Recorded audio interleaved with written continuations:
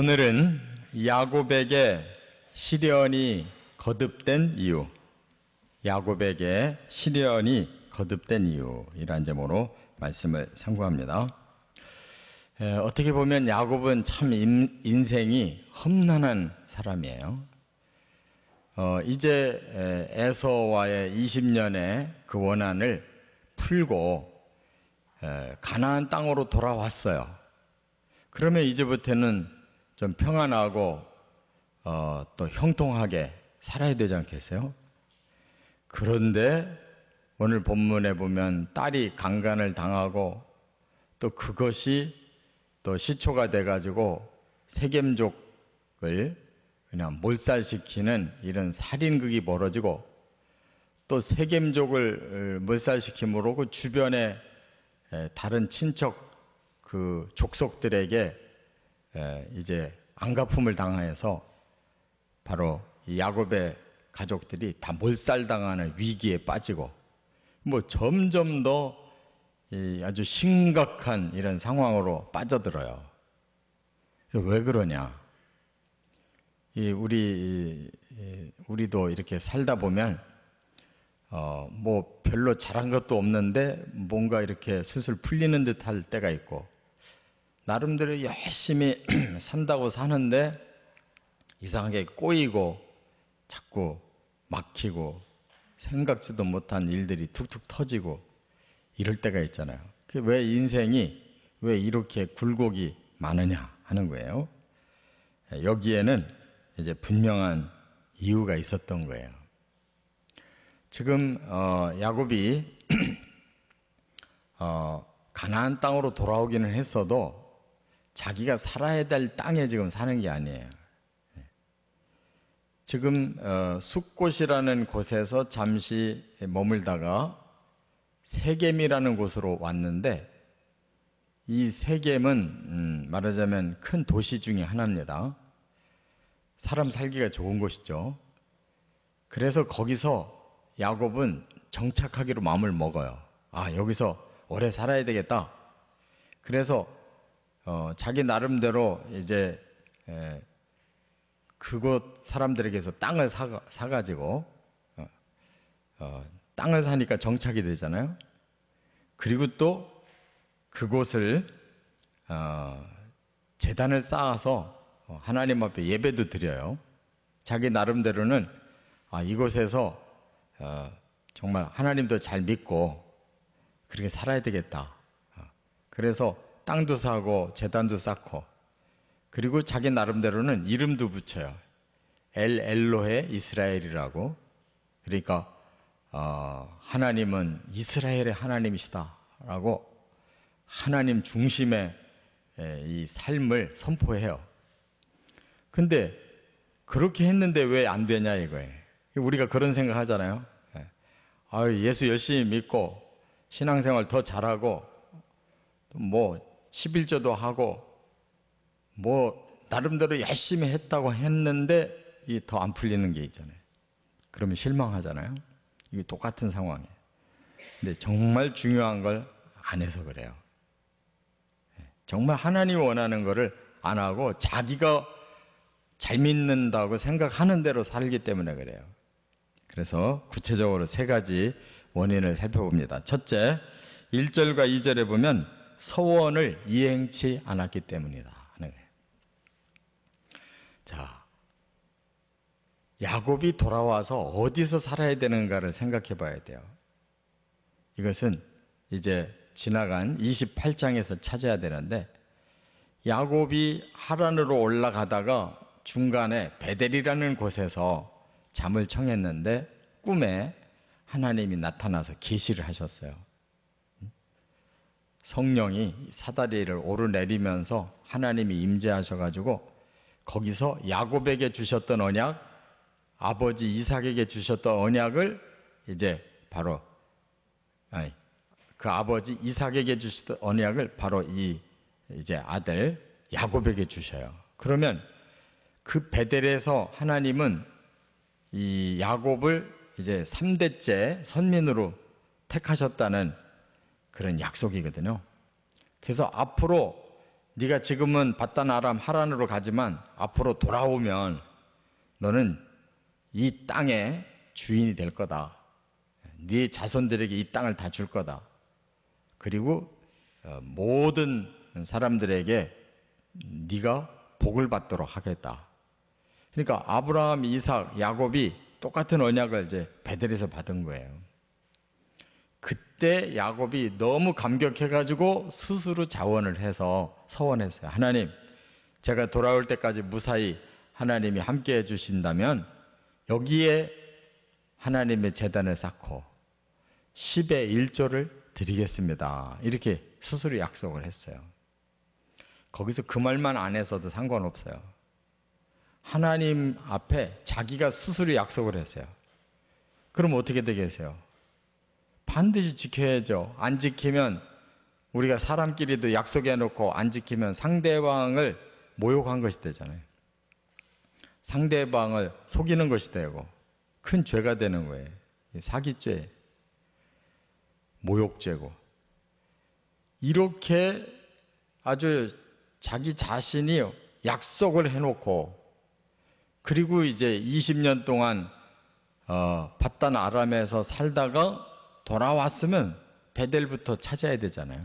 그 다음에 딴 데로 가든지 말든지 그건 두 번째 문제고 약속한 대로 하나님이 지켜주셨으면 자기도 약속한 대로 베델에 가서 제단 쌓고 하나님 앞에 예물을 드려야 되잖아요. 그런데 그렇게 안 하고 숲곳에 머무르다가 아예 세겜이 살기 좋다 싶으니까 땅 사고 예배드릴 처소 만들고 자기 나름대로는 여기가 나의 하나님의 집이라고 열심히 살기 시작한 거예요. 10년을 그렇게 살았어요. 그런데 하나님이 아무리 기다려도 약속 지키러 안 오는 거예요. 마음에 잊어버린 거예요. 베델이 없어요. 신앙을 우리 위주로 하면 소용없다는 겁니다. 하나님 위주로 해야 되는 것은 물론이거니와 하나님 앞에 약속한 거라도 지켜야지. 하나님이 뭐 그런 것 하라고 하지도 않았는데 자기의 뜨거운 헌신열로 했으면 자기 인격을 위해서라도 지켜야 되고 하나님의 인격을 위해서라도 지켜야 되잖아요. 자기가 스스로 합리화해버리고 잊어버리고 여기서 나는 잘 믿겠습니다. 그건 자기 마음이지. 하나님과의 인격의 관계가 틀어져 버렸잖아요. 하나님이 섭섭하면 소용없잖아요. 그래서 바로 이 문제가 세겜에서 터지는 거예요. 세겜이 복된 땅이 될 수가 없는 거죠.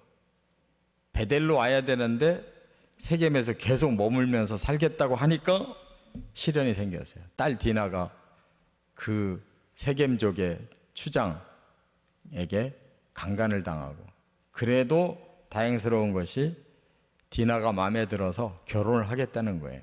그러니까 허락해달라고 이렇게 나오는 거예요. 이와 같이 우리의 신앙이 우리 중심이 되면 안 된다는 거.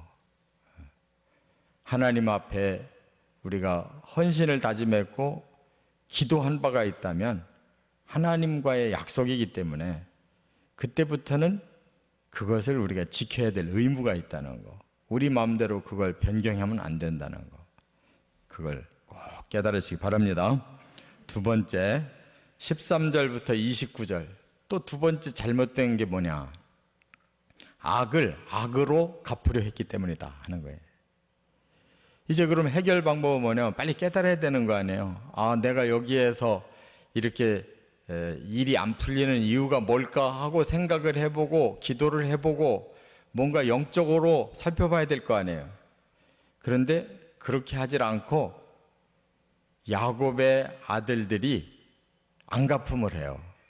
특히 두 번째, 세 번째 아들 시므온과 레위가 앞장서 가지고 계획을 세워요. 아, 저놈들을 복수해야 되겠다.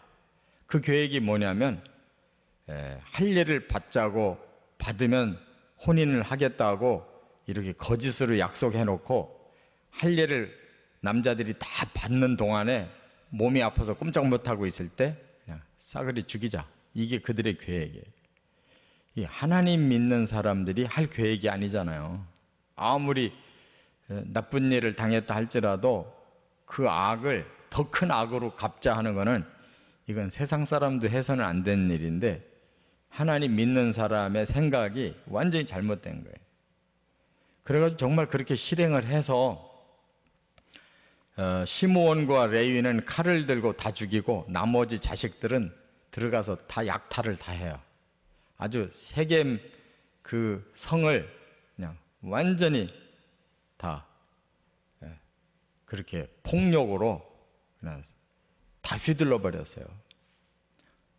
여자들, 아이들 사로잡고 무슨 전쟁에서 뭐 정복하듯이 이렇게 해버린 거예요. 속임수로. 그러니까 그 행위가 어떻게 없어질 수 있어요?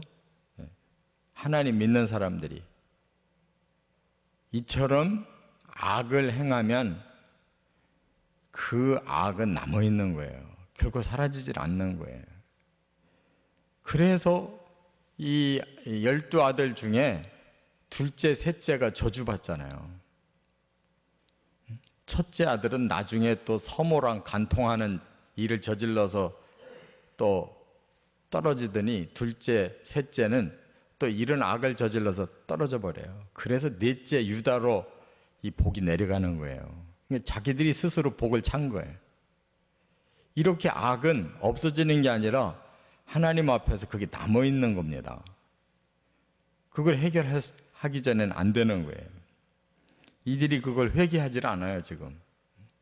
우리 동생이 이런 일을 당했는데 우리가 그럼 가만히 있습니까? 하고 끝에 야곱의 책망에 오히려 대들잖아요. 그러니까 회개가 없어요, 이 사람들은. 끝으로 세 번째, 30절부터 31절에 보면 세 번째 문제는 뭐냐? 사람만 두려워했기 때문이다 하는 거예요. 이런 일을 당했는데 야곱이 아직도 정신을 못 차리고 어떻게 말을 해요? 이놈들 너희들 큰일 저질렀다. 왜냐하면 이 세겜족 주변이 전부 다 그들 친척인데 잘못 건드렸다는 거예요. 이들을 건드려 놨으니 나머지 다른 친척 족속들이 우리를 포위해가지고 우리를 무참하게 죽일 건데 이거 어떡하냐. 막 두려움에 가득 차 있는 거예요. 이게 야곱이에요. 정말 야곱이 그 말을 하고 말아야 될 상황이 아니잖아요. 자기가 30년 전에 베델에서 한 하나님에 대한 그 약속과 지금까지 신앙생활을 해온 그 깊은 영성이 다 어디로 갔냐고요. 완전히 불신자의 마음과 똑같아요. 다른 족속들에게 공격받아서 우리 멸망할 건데 어떡하려고 니들 그런 짓을 했냐. 이것만 걱정하지 내가 하나님의 사람으로 내가 지금까지 올바르게 살았냐. 이거 과연 하나님 안에서 어떻게 해결해야 되냐 하는 궁리가 없어요. 기도가 없어요. 이런 생각을 가진 사람은 망하는 거예요. 이 야곱의 가족들은 망할 수밖에 없어요. 지금 완전히 끝까지 불신으로 나가고 있어요. 애비나 애들이나 똑같아요. 이게 큰일인 거예요. 야곱마저도 영적인 반성이 없는 사람이라는 거. 그래도 이제 하나님이 선민으로 이미 정했기 때문에 하나님 자신의 일을 위해서 하나님 자신이 스스로 그들을 용서하는 거예요. 그들이 용서받을 짓을 해서 용서하는 게 아니에요. 그래서 하나님이 35장에 바로 나타나서 베델로 올라가라 명령하는 겁니다. 그리고 베델로 올라가도록 다 주변 그 민족들을 다 막아 놓으셔요. 그래서 이들이 거기서 빠져나와 가지고 베델로 가서 다시 하나님 앞에 제단 쌓고 다시 출발하는 거예요. 하나님이 이렇게 안 하셨으면 이들은 여기서 끝나는 거예요. 여기서 끝나게 되면 하나님의 언약이 끝나는 거예요. 그렇기 때문에 하나님의 언약을 끝낼 수가 없으니까 이들을 다시 살려서 끌고 가시는 거예요. 아브라함도 그렇고 이삭도 그렇고 야곱도 그렇고 이들이 지금 하나님의 언약 받은 사람답게 살지를 못하고 있어요. 그러니까 하나님이 계속 일방적으로 이들 편을 들어가지고 계속 살려주고 끌고 가고 그런 거예요. 그러니까 우리도 예수 믿고 천국까지 갈 때 우리 힘으로 절대 갈 수가 없어요. 우리도 똑같아요. 별짓 다 하고 살잖아요. 천국에다가 목표를 걸었다고 하면서도 천국 갈 사람들의 마음이 아니에요. 전부 이 세상 마음에 다 쏟고 있고, 어떻게 하면 이 세상에 잘 살 건가만 생각하지, 어떻게 하면 천국 잘 갈 건가 깊이 생각하는 사람이 없어요. 그래도 하나님이 우리의 믿음과 우리에게 주신 언약을 기억하시고 하나님이 끌고 가신다는 거 깨닫고 좀 더 철저하게 하나님 중심으로 살아가시기를 주의 이름으로 축원합니다.